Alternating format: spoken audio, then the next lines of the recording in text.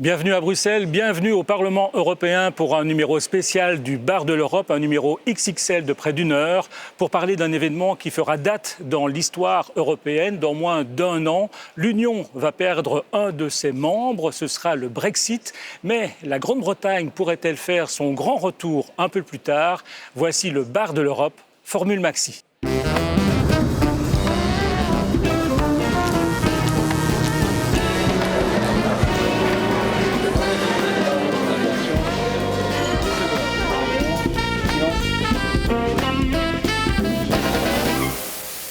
Et Esmeralda Labi sera à mes côtés tout au long de cette émission. Et d'abord, Esmeralda, on va poser une question incongrue. Est-ce que les Britanniques pourraient faire une fausse sortie? Oui, les Britanniques pourraient très bien quitter l'Union européenne et ils pourraient y revenir plus tard, quelques années plus tard. On en parle en tout cas, c'est très sérieux, mais quand même, est-ce que ce n'est pas un peu du pipeau? Je vous propose l'analyse de Christian Dupont avec le coup de crayon magique de Benoît Viérin. Auch wenn die Briten einmal ausgetreten sind, nach Artikel 50, gibt es auch einen Artikel 49, der den Wiederbeitritt erlaubt. Und das hätte ich gerne. Une blague? Eh bien non, l'article 50, qui prévoit la sortie d'un État de l'Europe, prévoit aussi son retour sur la base de l'article 49, celui qui règle la procédure d'adhésion d'un pays à l'Union. Donc l'Europe a prévu l'entrée, la sortie et le retour d'un pays. Faire et défaire, me direz-vous, c'est toujours travailler, avancer, reculer, c'est un peu ce qui caractérise l'ensemble de cette affaire du Brexit. Voyez la Chambre des Lords, sorte de Sénat à la britannique. Elle est entrée en résistance. Les Lords, ce sont ces hommes et ces femmes avec perruques et manteaux d'hermine, très nombreux, plus de 800, fort âgés, puisque plus d'un cinquième a au-delà de 80 ans, nommés à vie. Aucun n'est élu directement par la population.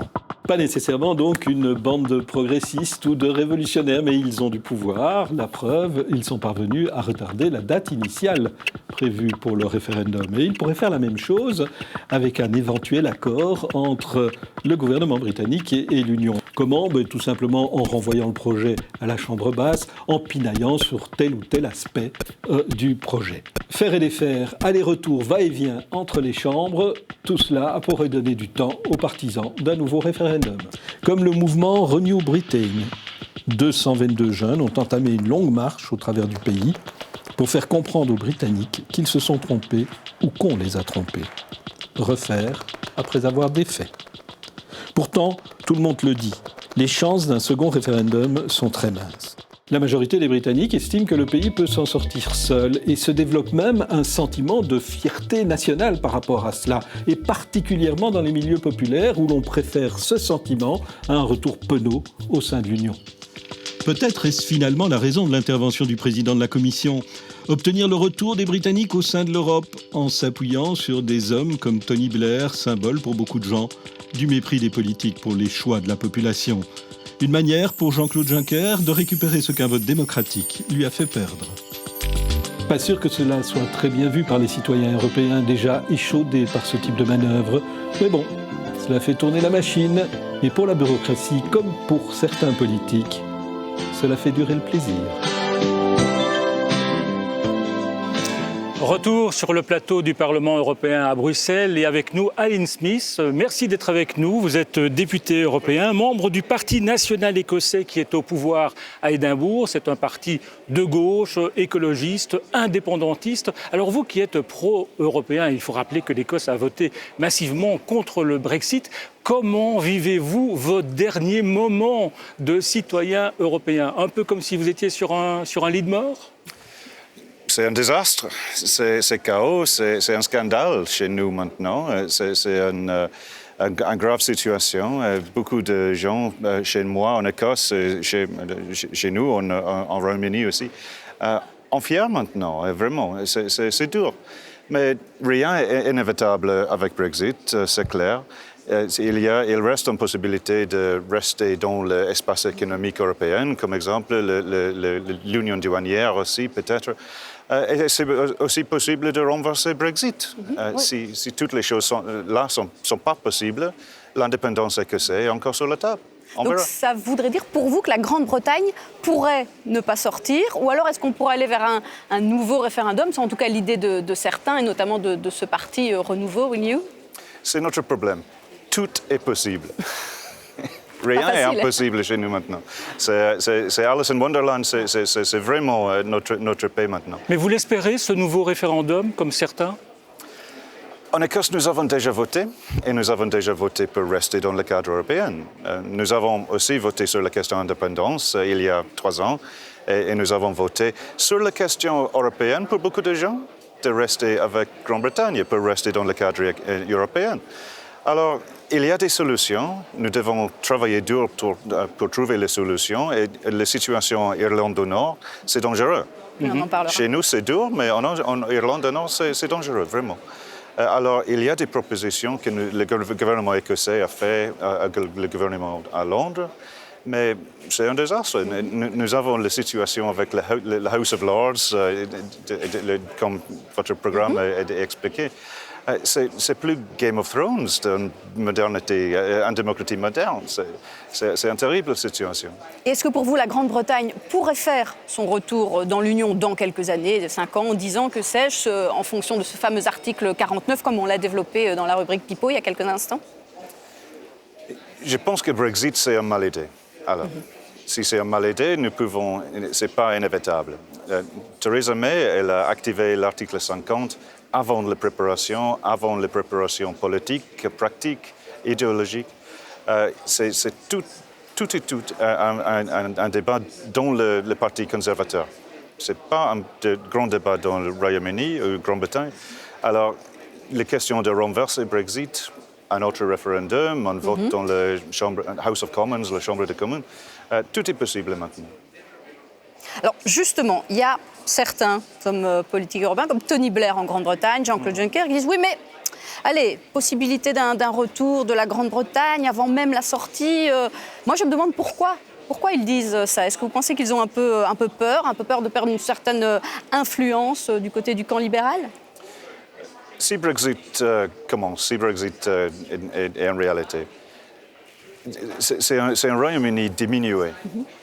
Diminué dans les questions sociales, les questions économiques, les diplomatiques questions de défense, aussi. diplomatiques. Nous voyons maintenant la diminution d'influence britannique dans le monde. Et je suis un nationaliste écossais. Je suis écossais et européen, mais Brexit est mal pour la Grande-Bretagne, c'est mal pour le Royaume-Uni. Alors, Tony Blair, il propose le deuxième référendum sur la question européenne, mais si c'est après Brexit, c'est une question de sortir puis rentrer. Si c'est ça la question, je pense que le prix politique est plus grand. Et le politique chez nous, en Royaume-Uni, n'est pas suffisamment maturé dans les choses européennes. Alors si c'est Brexit pour 20 ans, je pense. Minimum. Oui, je pense que ce n'est pas réalistique de sortir puis nous pouvons rentrer. Il faudrait une nouvelle génération d'hommes politiques, en quelque sorte. Voilà. Et alors, s'il y a le Brexit, est-ce que vous êtes optimiste quand même sur la nature de la nouvelle relation entre les 27 et la Grande-Bretagne? On ne voit pas très clair pour le moment. Non, je pense que c'est un désastre. je pense si c'est Royaume-Uni tout seul, c'est Royaume-Uni tout seul des années 50. D'histoire, d'empire, la gloire de l'histoire. Ce n'est pas du tout une question de modernité, globalisme. Et chez nous en Écosse, c'est un désastre pour notre politique, c'est un désastre pour nos intérêts. Alors la question d'indépendance, là, c'est encore sur la table, bien sûr. Mais précisément, est-ce que votre intérêt, ce ne serait pas qu'il y ait un très très mauvais accord entre les 27 et Londres, parce que ça justifierait pour vous qui êtes indépendantiste la mise sur pied d'un nouveau référendum sur l'indépendance de l'Écosse? Mais c'est mal pour nous tous. Mon emploi pour le moment, c'est de gagner la meilleure situation pour mes citoyens. Mes citoyens en Écosse, aussi au Royaume-Uni. Je pense que le chaos, une mauvaise relation entre nos îles et Irlande, nos îles et les autres pays européens, ce n'est pas la meilleure situation pour formuler une proposition sur l'indépendance. Alors, Aline Smith, il y a quelqu'un qui a une question pour vous. C'est une citoyenne britannique qui vit à Bruxelles et c'est la question qui pique. Bonjour, je suis Rachel Barlow, je suis de nationalité britannique et résidente à Bruxelles depuis plusieurs années. Mr. Smith, j'ai une question à propos du whisky écossais et irlandais. Dans le nouveau contexte des relations avec le Royaume-Uni et l'Union européenne, comment l'Écosse va-t-elle faire pour promouvoir ce produit vis-à-vis du produit équivalent irlandais? Les Irlandais auront accès à l'union douanière, les Écossais plus. Que ferez-vous? Réponse? Ça pique vraiment. Le premier point, le whisky écossais reste le meilleur. Évidemment. Alors, ça c'est important de rappeler. Les autres choses, bien sûr, c'est un grand avantage pour les Irlandais de rester dans l'espace économique, l'union fiscale. Et c'est un grand problème pour nous. Notre whisky d'alcool, pour pour une bouteille de whisky que nous fabriquons 4 de gin ou whisky, gin ou vodka. C'est une très grande industrie pour nous. Alors de rester dans l'Europe, l'Union européenne, sinon rester dans l'espace économique européen, c'est absolument notre meilleure option. Mais votre correspondant a absolument le droit. C'est un grand avantage pour les Irlandais et un grand problème pour nous. Et vous, personnellement, Aline Smith, qu'est-ce que vous faites le 30 mars 2019? Et ceci n'est pas une invitation, évidemment. Vous noyez votre chagrin dans le whisky écossais, alors? Finalement, je peux ouvrir mon bar à Gran Canaria. Si j'ai le droit de travailler en Espagne, on va. Honnêtement, je ne suis pas sûr maintenant. Mon travail pour le moment, c'est de combattre Brexit, c'est de trouver les solutions, c'est d'être clair que l'Écosse ne veut pas Brexit. Mais ça vous inquiète vraiment, cette situation? Personnellement, oui, bien sûr. Mais je suis avocat comme profession. J'ai travaillé ici pour 15 ans maintenant. Ce n'est pas une question de mes intérêts personnels. Je n'ai pas une réponse de votre question pour le moment, mais on verra. La première chose, c'est de stop Brexit. On verra. Merci Aline Smith d'être venue vous accouder au bar de l'Europe. Vous allez céder la place à Guy Verhofstadt, qui est le négociateur pour le Parlement européen sur la question du Brexit. Mais avant cela, je vous propose une rencontre avec un romancier britannique. C'est vous qui l'avez rencontré, Esmeralda Laby, à Paris, et c'est un personnage. Oui, c'est un personnage. Il est énigmatique, mystérieux, un peu comme les romans d'espionnage qu'il écrit. Percy Kemp est un écrivain, donc son dernier ouvrage s'intitule d'ailleurs La promesse d'Hector. Il a 2 nationalités. Il est britannique et libanais. Et ce qui l'inquiète en ce moment, ce n'est pas tant le départ et le Brexit en lui-même, mais plutôt l'avenir de l'Union européenne une fois ce Brexit acquis. Rencontre avec Percy Kemp à Paris dans le bar anglais du théâtre Édouard VII. Et ce n'est pas tout à fait un hasard si cette interview a été tournée à l'ombre de la statue de ce roi d'Angleterre.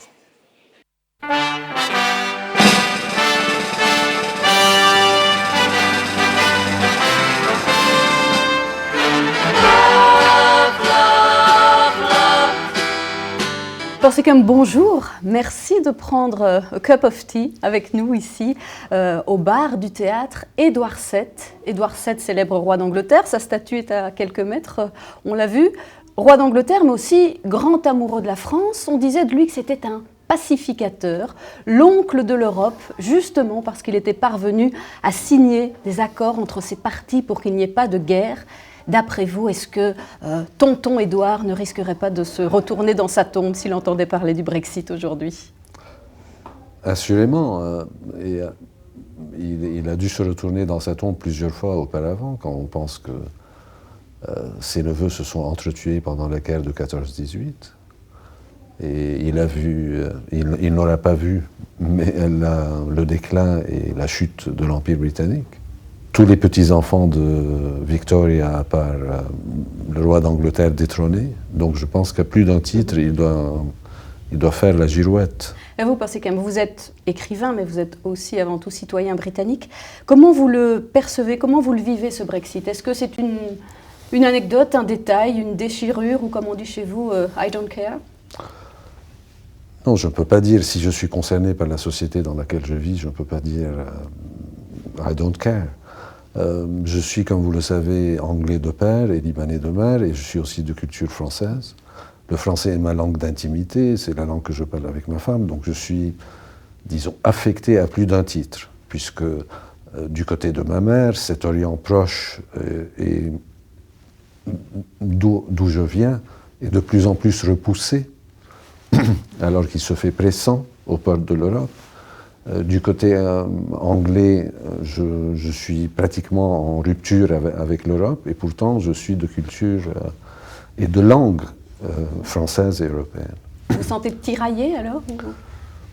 Non, je ne pense pas. Je ne me sens pas tiraillé parce que pour moi, le problème essentiel se situe moins au niveau de l'identité aujourd'hui avec le Brexit qu'au niveau de la manière de gouverner. Si j'ai des, je ne dirais pas des inquiétudes, mais si j'ai des interrogations, c'est sur non pas l'Angleterre ou le Royaume-Uni hors de l'Europe ou à l'intérieur de l'Europe, mais la manière dont le Royaume-Uni et les autres pays européens vont être gouvernés. Parce que nous avons été habitués jusqu'à maintenant à une Europe qui était essentiellement démocrate et libérale. Et de plus en plus aujourd'hui, on voit apparaître une nouvelle forme de démocratie, populiste et référendaire, qui favorise l'émergence d'un exécutif très fort. Et donc de plus en plus, une marginalisation des élites élues, parlementaires, au profit d'une élite restreinte qui est élue au suffrage universel et qui concentre les pouvoirs.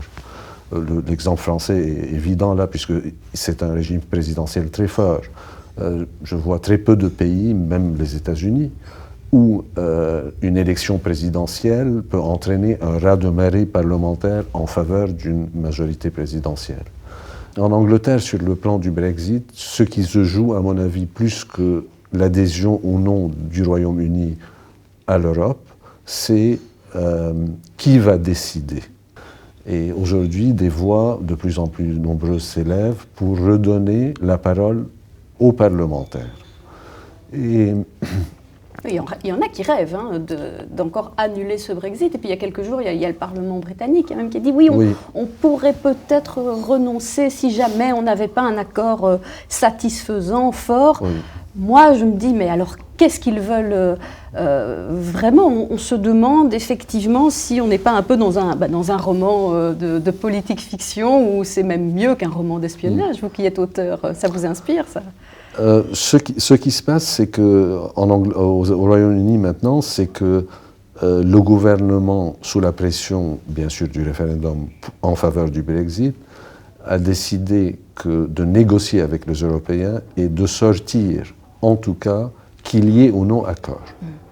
Or, les voix qui s'élèvent aujourd'hui, essentiellement chez les parlementaires, y compris la Chambre des Lords, c'est de dire non, s'il n'y a pas de deal, on ne peut pas sortir comme ça. Il faut qu'il y ait un deal, que le deal soit bon ou mauvais, mais il faut qu'il y ait un deal. Et deux, ils veulent que le Parlement ait le dernier mot sur ça. Donc ce qui se joue, c'est est-ce qu'on va avoir en Angleterre ce qu'un ancien ministre conservateur, Douglas Hogg, a appelé une dictature élective, ou est-ce qu'on va continuer à avoir un régime parlementaire? C'est un peu comme du temps de Charles Ier, disons.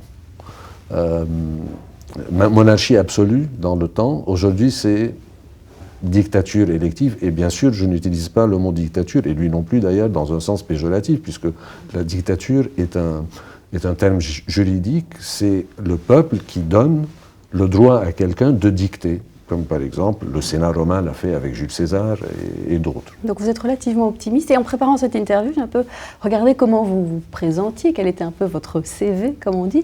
J'ai vu que vous disiez que vous étiez le directeur de la Direction générale de l'imagination de la Commission européenne.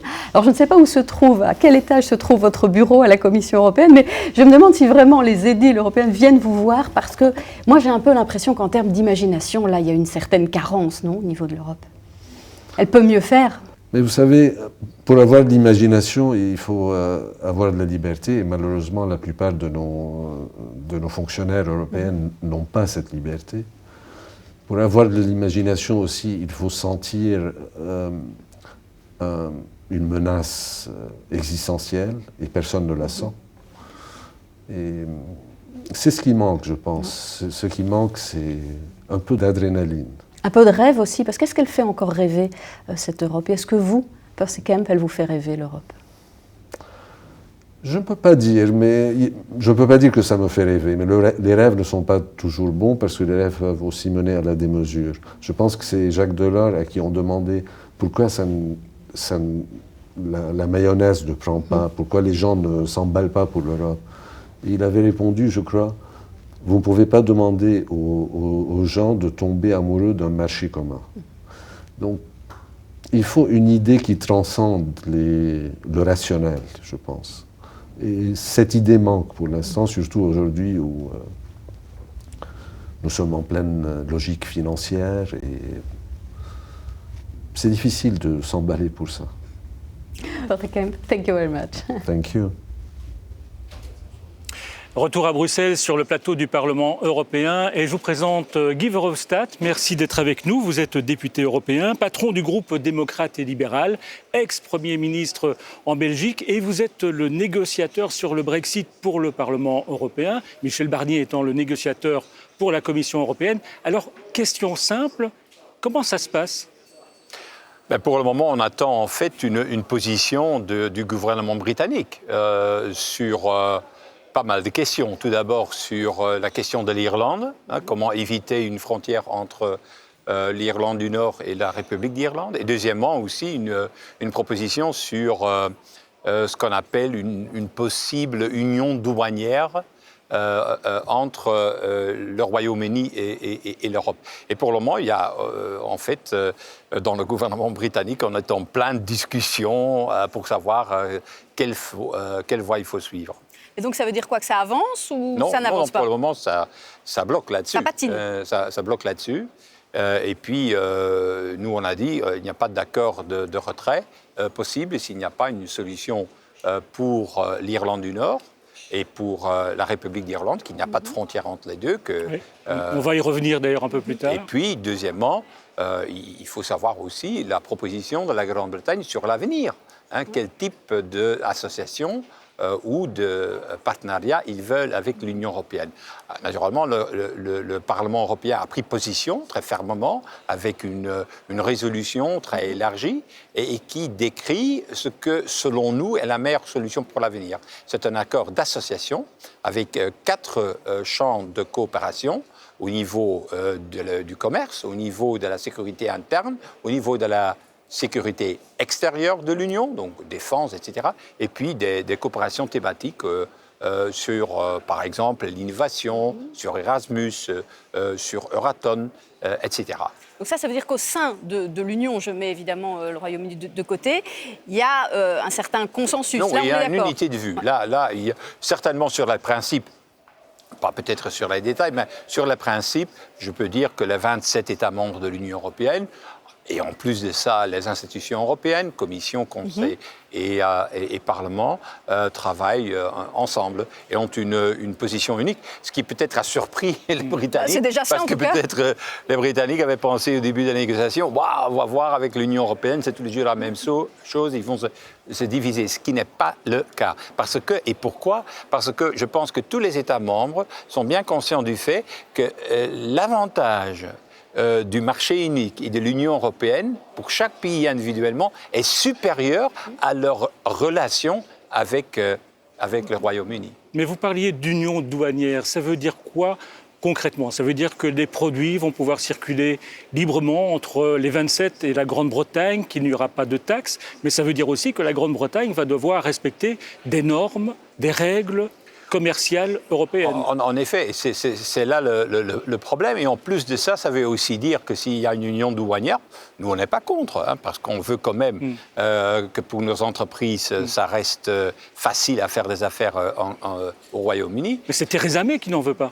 C'est-à-dire, il y a certaines Britanniques qui n'en veulent pas. Pourquoi? Parce que, naturellement, s'il y a une union douanière, automatiquement, la politique de commerce qui est liée à cette union douanière est faite par l'union douanière, donc par l'Union européenne, et pas par la Grande-Bretagne. Et c'est justement ça que certaines Britanniques ne veulent pas. Ils veulent regagner le pouvoir de faire des accords de commerce, tandis que tout le monde sait que la meilleure façon de faire des accords de commerce, c'est de le faire ensemble, avec l'Union européenne, parce qu'on est plus fort autour de la table de négociation, par exemple envers les Chinois, envers les Américains, envers n'importe quel autre pays, si on est ensemble, si on est Union européenne.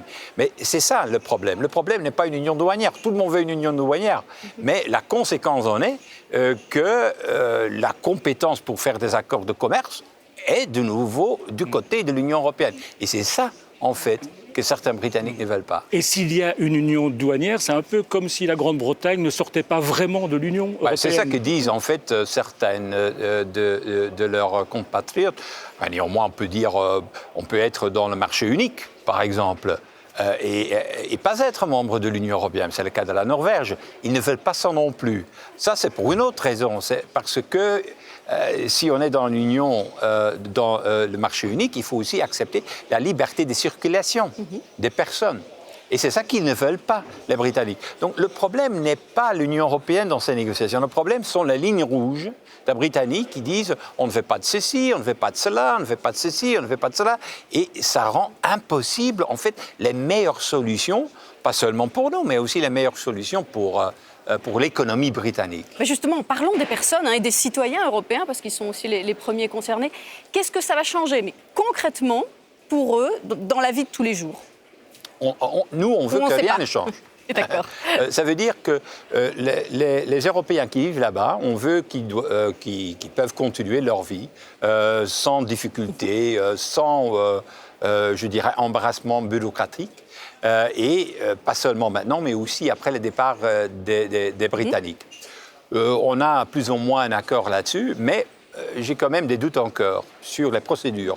Parce que quand les Britanniques nous disent « oui, ça va être une procédure simple pour rien avoir… Simple. » J'ai déjà vu ça multiples fois dans la politique, qu'on dit que ça va être simple et que ça devient de plus en plus compliqué. Mais il y a quand même quelque chose qui va changer concrètement, c'est que le budget de l'Union européenne va être réduit. On va perdre 11 milliards par an avec le départ des Britanniques. Oui, mais ça, là, il y a une proposition de la Commission pour résoudre ce problème, c'est d'avoir un budget de l'Union européenne qui va être de 1,1 ou 1,11, pour être plus précis, du produit intérieur brut de l'Union européenne. Ce qui me paraît une proposition raisonnable, surtout que c'est une proposition qui va en finir avec le rebate britannique, ça veut dire avec la diminution du budget pour la Britannique. Madame Thatcher avait obtenu dans le temps le chèque britannique, c'est mieux comme expression. Deuxièmement, c'est une proposition qui va réduire quand même des dépenses classiques dans l'Union européenne, par exemple au niveau de l'agriculture, des fonds de cohésion. Et troisièmement, qui va libérer plus d'argent, par exemple pour la gestion des frontières extérieures de l'Union européenne, ou par exemple pour des initiatives au niveau de la défense européenne. Et donc je crois que ce problème peut être résolu assez facilement s'il y a naturellement une volonté pour les États d'aller de 1% jusqu'à 1,1% du produit intérieur brut, ce qui me paraît un petit effort à faire. Puisqu'on parle de gros sous, alors finalement, est-ce que les Britanniques n'avaient pas raison en disant bah oui, ça nous coûtait trop cher l'Union? C'est trop cher, on parle de 1%. Tandis que, en fait, tous les États et tous les organisations publiques au niveau de l'Europe coûtent 40% aux citoyens. Donc on ne peut pas dire que ça coûte trop. Non, le problème n'est pas là. Je trouve qu'il faut reconnaître quand un pays si important que le Royaume-Uni sort de l'Union, ce n'est pas un succès. Hein. On ne peut pas dire « fantastique, le Royaume-Uni sort ». Mais de l'autre côté, ce qu'on a vu depuis le Brexit, c'est que l'opinion publique dans la plupart des pays a réagi d'une autre façon que on pensait initialement. Au début, on pensait, après le Brexit, il va y avoir un exit, un Dexit, un Frexit, même les Français qui vont sortir. Bien, c'est le contraire qui s'est passé. C'est Macron qui a été élu, ce n'est pas Le Pen qui a été élu en France. Parce que les gens ne sont pas aussi cons de dire, on va suivre les Anglais, on va sortir de l'Union européenne. Et on voit dans des pays comme par exemple le Danemark ou l'Irlande, une énorme poussée du sentiment pro-européen. Mais ça ne veut pas dire qu'il ne faut pas reformer. La faute, l'erreur à ne pas commettre, c'est maintenant de penser « Ah oui, Macron a gagné en France, les Britanniques font sortir, puis tout est résolu ». Ce n'est pas du tout le cas. Il faut refonder l'Union européenne et il faut le faire, je dirais, en parallèle avec le Brexit. Annuler le Brexit ? Refaire un référendum, certains y pensent, c'est imaginable ? Ce n'est pas une question pour nous, c'est une question des Britanniques. Nous, on ne va pas se mêler là-dedans. Nous, on ne négocie pas, ni Barnier, ni moi, ni... mais Juncker l'a suggéré, hein ? Oui, mais nous, oui, mais il a dit ça pour plus tard, il a dit dans 20 ans, dans 30 ans. Moi, j'ai dit ça exactement la même chose. Je suis persuadé que dans 20 ans, dans 30 ans, il va y avoir une génération... oui, il va y avoir une génération plus jeune qui va vouloir revenir dans l'Union européenne. Parce que l'avantage de la Grande-Bretagne, c'est pas en dehors, c'est à l'intérieur. Mais ce n'est pas une hypothèse dans laquelle on travaille, parce qu'il y a en effet tout un mouvement au sein de la Grande-Bretagne qui disent il nous faut un deuxième référendum, il faut revenir à cette décision. Mais on ne travaille pas dans cette hypothèse-là, parce que si on travaillait dans cette hypothèse-là, on affaiblirait en fait la position de l'Union européenne dans la négociation. Alors regardez ce reportage qui est tourné en Irlande du Nord. Vous en avez parlé, la question de la frontière irlandaise est une question extrêmement épineuse. Certains imaginent même que cela fasse capoter le Brexit. Comment les Nord-Irlandais voient-ils l'avenir ? Regardez ce reportage signé Sophie Roussy, Eric Black et Benoît Tricot. 500 km au fil des rivières et des chemins. L'année dernière, Garrett Carr a parcouru cette frontière invisible qui sépare le Nord-Irlandais du Sud. Une balade en quête de rencontres, d'histoire. Né avant la paix, cet écrivain gardait en lui des souvenirs de ces lieux parfois violents. J'ai grandi assez proche de la frontière. Quand j'étais jeune, c'était une frontière dure, avec une occupation militaire importante et des postes douaniers. Traverser la frontière étant enfant a été un processus parfois stressant. Il y a 20 ans, la frontière passait entre les champs, les fermes, au milieu de ce lac. Aujourd'hui, des centaines de ponts et de routes relient les deux rives et recréent une communauté. Je cherchais deux pays. Mais ce qui est drôle, c'est qu'à la moitié de mon parcours, je me suis rendu compte que la frontière était un pays à elle toute seule. Je n'ai pas trouvé deux, mais trois pays. La frontière divise l'Irlande entre le nord et le sud, ainsi que cette troisième chose, cette troisième identité transfrontalière. Declan Ferron vit dans cet entre-deux. Entrepreneur, il s'est mué en militant anti-Brexit. Il craint que la sortie de l'Europe menace le processus de paix. Il tient à nous emmener sur la tombe de ses parents, symbole à ses yeux de l'aberration de la frontière. Cette église se trouve au nord et notre cimetière au sud. La population a vraiment très peur qu'une frontière arrive de nouveau, des postes douaniers. Fermer ces routes, ce serait retourner à la période sombre du conflit. Est-ce que cela mènerait à de la violence, au retour des troubles ? J'en suis persuadé. Ce ne sera qu'une question de temps. Sur la colline qui domine, les soldats britanniques sont restés jusqu'en 2003. Dans ce cimetière, la tombe d'un combattant de l'IRA, le passé est très présent. Et pour Declan, le catholique, Londres et ses politiques prennent des risques. Nous ne voulons pas laisser cet héritage à nos petits-enfants avec tout le travail qui a été fait au sein des deux communautés depuis les accords de paix. On perdrait les progrès accomplis. Des personnes comme le ministre Boris Johnson méprisent ce que ressentent les gens qui vivent ici. Fin de journée à Belfast, le gardien des clés ferme les lourdes portes de fer entre quartiers catholiques et protestants. Une habitude rassurante, mais qui en dit long. Ici, des dizaines de murs de la paix séparent encore les communautés. À Shankill, zone protestante, l'association qui emploie Dean McAuliffe essaie bien de les repeindre avec des slogans moins identitaires, moins paramilitaires. Mais dans les esprits, les clivages restent vivaces. Les deux communautés vivent séparées l'une de l'autre. Les jeunes vont dans des écoles différentes, mais il y a beaucoup de travail en cours afin de créer une compréhension mutuelle et éliminer ces barrières. Bien que travailleur social, Dean McAuliffe reste fidèle à sa communauté protestante, aux loyalistes. Comme Londres, il voit dans le Brexit une aubaine et dans une frontière ouverte un danger, celui d'éloigner les Nord-Irlandais des autres Britanniques. Que l'Irlande du Nord soit traitée différemment du reste du Royaume-Uni serait inacceptable. Nous ne pouvons pas être dans une situation où la frontière se trouve dans la mer d'Irlande. La nation entière, donc l'Irlande du Nord, a voté pour sortir de l'Union européenne. Donc je pense que les politiciens à Bruxelles et en République d'Irlande doivent respecter ce choix. Un choix cornélien. Alors certains artistes optent pour l'humour. Quand Theresa May parle d'une frontière soft, douce, un programme télé répond en mettant en scène des douaniers soft à la recherche de clandestins soft. Quand il s'agit du Brexit et de la frontière, tout est si incertain actuellement que la meilleure chose qu'on fait ici est de rire de nous-mêmes. Historiquement, nous avons toujours été capables de rire, même quand rien n'allait. Il y aurait donc un humour nord-irlandais, pas certaine que Theresa May soit sensible.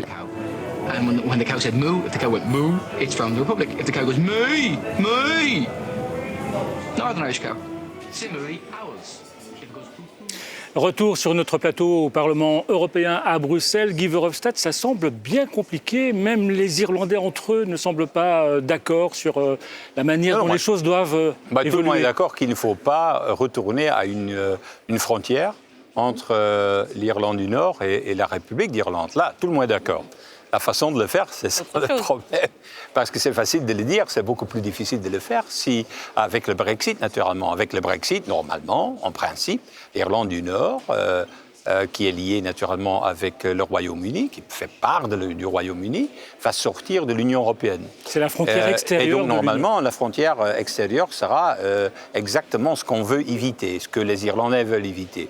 Et pour éviter cela, il y a une autre possibilité, c'est naturellement de faire de sorte que tous les règlements sont les mêmes entre le Nord et le Sud, entre la République d'Irlande et l'Irlande du Nord. Ça, c'est une possibilité. Et qu'il y a une sorte d'union douanière entre les deux. Mais ça veut dire soft alors?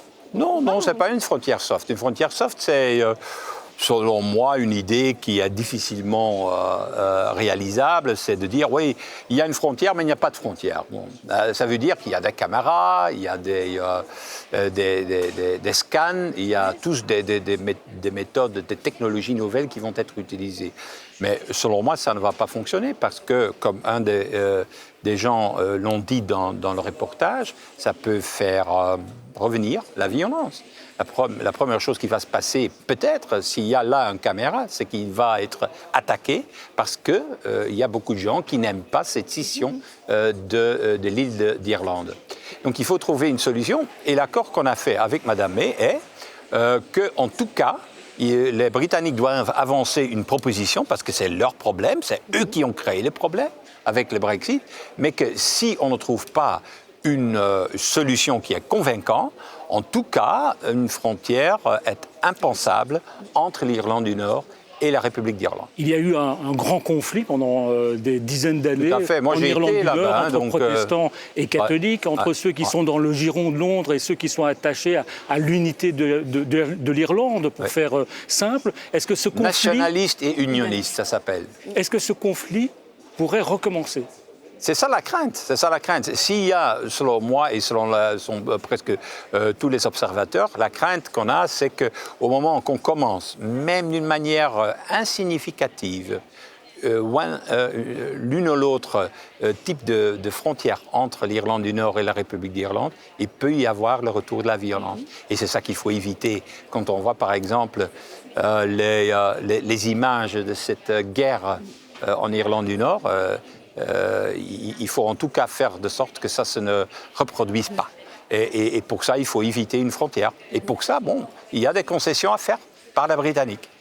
Alors, les Britanniques qui vivent en Europe ont reçu des assurances sur le maintien de leurs droits après le Brexit, mais manifestement, certains se méfient. À Bruxelles, par exemple, de nombreux résidents britanniques demandent la nationalité belge. C'est un reportage tourné par une équipe de jeunes journalistes, de jeunes étudiants de l'école de journalisme de Louvain, en Belgique. Reportage signé Gabriel Del Castillo, Robin Thomas et Béatrice Grandet. À Bruxelles, 2 ans après le vote du Brexit, de nombreux Britanniques sont inquiets à l'idée de devoir plier bagages après avoir fait leur vie dans la capitale. C'est le cas de Richard Craddock, d'origine écossaise, rencontré à son retour d'un voyage à Édimbourg aux côtés de sa femme. J'ai reçu récemment ma carte d'identité belge et c'est un soulagement énorme d'avoir ma place ici en Belgique également. Dans la commune bruxelloise d'Ixelles et ses 1500 résidents britanniques, ils sont nombreux à faire la même démarche. À la maison communale, Christian Duchâteau est le premier témoin de la multiplication des dossiers. On est une des communes, en tout cas, où il y a le plus de Britanniques. Et c'est pour ça qu'on se retrouve avec donc 80 Britanniques qui sont devenus belges depuis le Brexit, alors que nous n'en avions plus ou moins qu'une dizaine entre 2013 et 2015-2016. Il y a eu une grosse augmentation puisque entre 2013 et 2015, on a eu maximum 10 Britanniques qui sont devenus belges, qui ont demandé la nationalité belge avant le 23 juin 2016 et qui l'avaient obtenue sans problème. Pour ces Britanniques, la procédure est relativement simple, 5 mois maximum. Et pour certains, comme ce lobbyiste, ce choix est une évidence.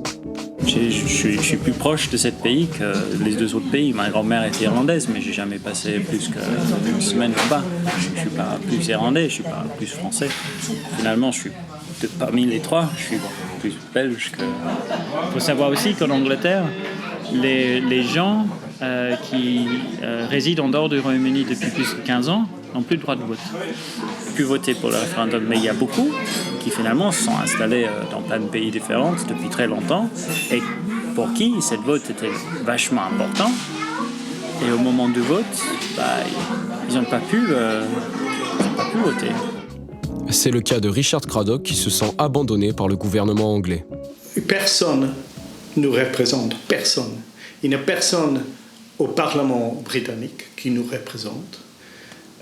Quelque part, on est plus représenté par les MEP, les parlementaires de l'Europe. Et c'est eux qui sont en train de se battre pour nos droits. Un paradoxe pour ces expatriés britanniques. Ils se sentent avant tout européens et sont toujours sous le choc du référendum. Je me suis dit, mais en fait, ça ne va pas se faire. Donc, pas d'urgence, voilà. Mais petit à petit, c'est devenu évident que ça va se faire. Et du coup, j'ai commencé à regarder de plus près le processus pour la nationalité. Une inquiétude partagée par nombre de ses compatriotes, mais pas par tout le monde. Chalks Corriette se rend fréquemment aux réunions d'information pour les expatriés organisées par une grande banque. For me, nothing will change with Brexit. I'm completely comfortable that my life will be okay. I have a permanent residency card for Brussels or Belgium because I've been here so long. It will not be as bad as people think. And if the worst case is that we have to get one more piece of paper, we've lived through the Belgiocracy already for many, many years, it'll be fine. Ce phénomène de naturalisation va-t-il se poursuivre à Bruxelles comme dans d'autres capitales européennes? Ce qui est sûr, c'est que les Britanniques expatriés ont décidé de prendre leurs précautions.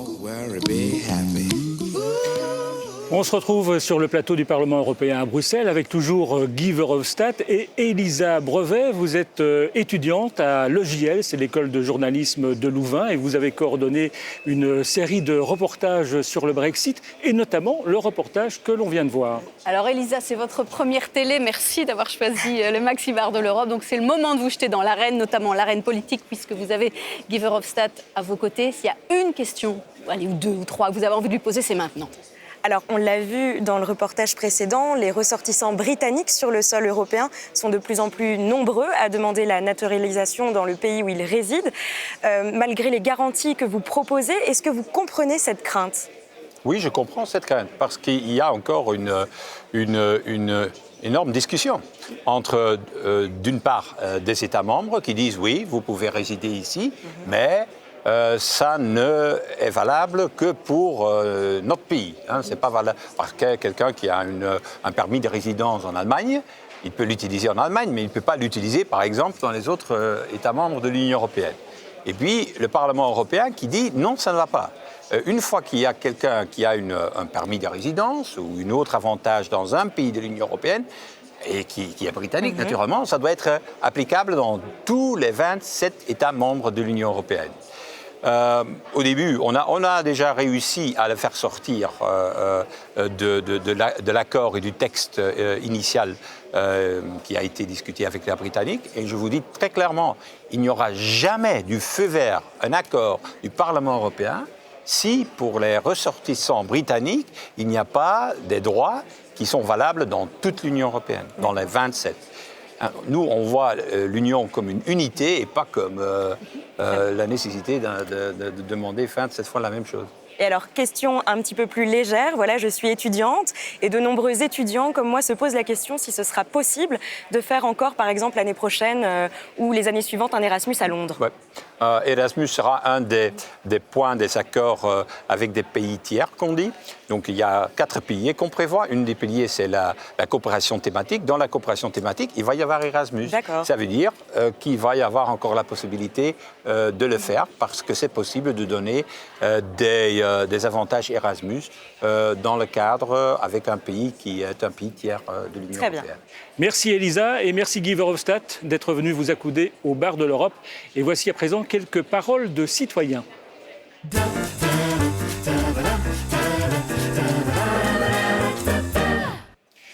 Et de nombreux citoyens britanniques ne s'habituent manifestement pas à l'idée du Brexit. C'est ce que l'on va voir dans ce reportage qui est tourné en Écosse. C'est un reportage qui a été réalisé par les Haut-Parleurs. Les Haut-Parleurs, c'est une chaîne de jeunes reporters francophones à travers le monde et c'est signé Tao.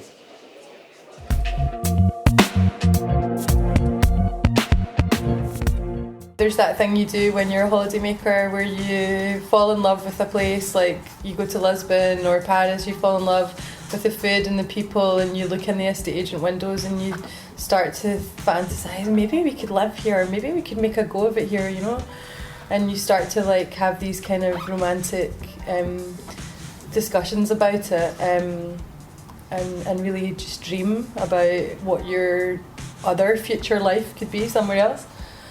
And I think that it's really sad for me now that the next time I have a holiday I won't be able to dream the same way. I just feel that Brexit's made everything monochrome, not as diverse and smaller, and I think it's sad that the impact for a whole generation has made them dream smaller.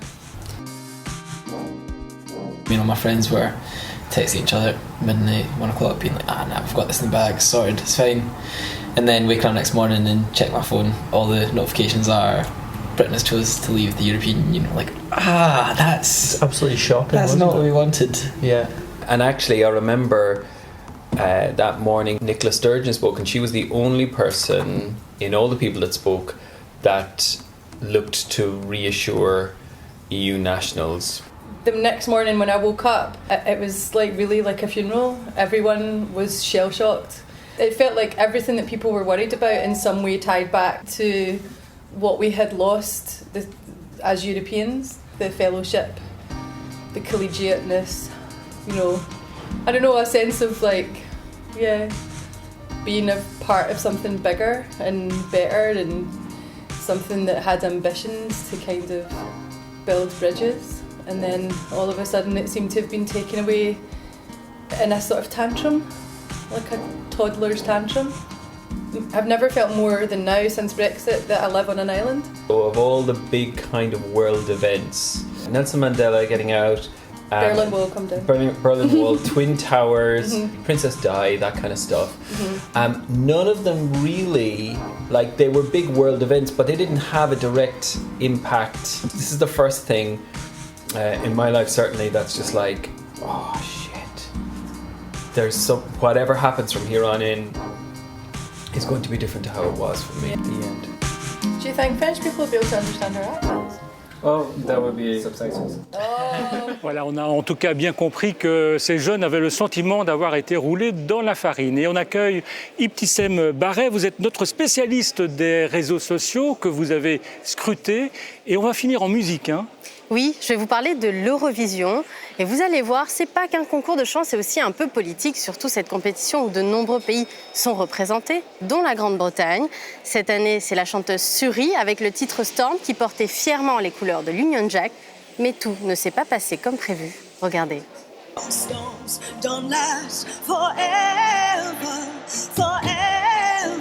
Remember, we can hold our hands together through the storm, through the storm.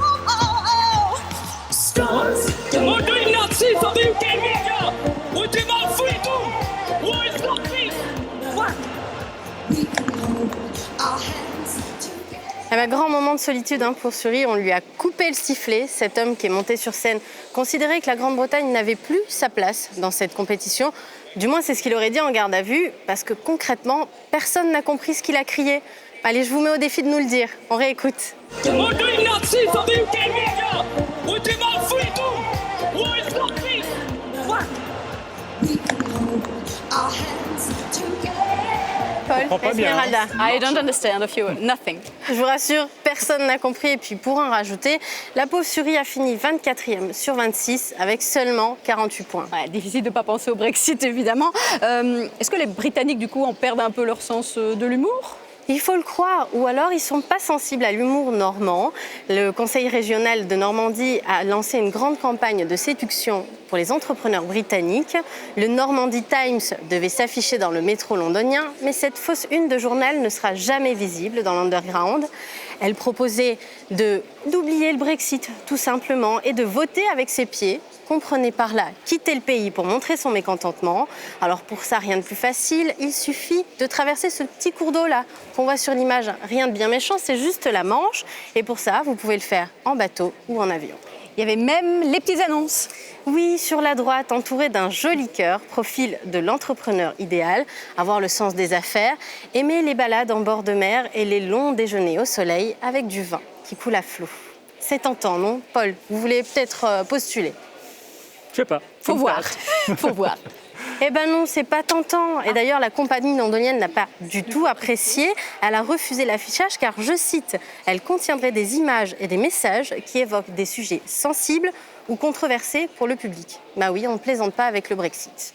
Il y a quand même des petites victoires, non? La Grande-Bretagne, elle a retrouvé son passeport, je crois qu'il est bleu. Mais oui, terminé le vilain passeport Bordeaux, symbole de l'oppression de l'Union européenne.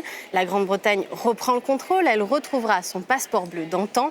Theresa May s'en réjouit, dans un tweet notamment où elle déclare « Le passeport britannique est une expression de notre indépendance et de notre souveraineté, un symbole de l'appartenance d'une nation fière et grande. C'est pourquoi nous avons annoncé que le célèbre passeport bleu serait de retour après notre départ de l'Union européenne. » Mais je parie qu'il y a un hic. Sacre bleu, titre Le Sun, ce nouveau passeport, il sera fabriqué par une société française, la société Gemalto, spécialisée dans la sécurité numérique. Le Britannique de la rue perd le marché. Les tabloïds britanniques crient à l'humiliation nationale. Et le Daily Mail, lui, invective directement les dirigeants politiques et leur demande « Pourquoi haïssez-vous votre pays, son histoire, sa culture et le sens populaire de son identité ?» Merci Ibtissem, le bar de l'Europe va refermer ses portes ici. Qu'est-ce qu'on peut ajouter, Esmeralda? On peut ajouter évidemment qu'on peut revoir cette émission et notamment sur 2 sites internet incontournables, celui de la RTBF et celui de TV5 Monde. Merci Esmeralda, on se retrouvera prochainement pour un nouveau numéro du Maxi Bar de l'Europe. Merci à vous d'être de fidèles clients du bar.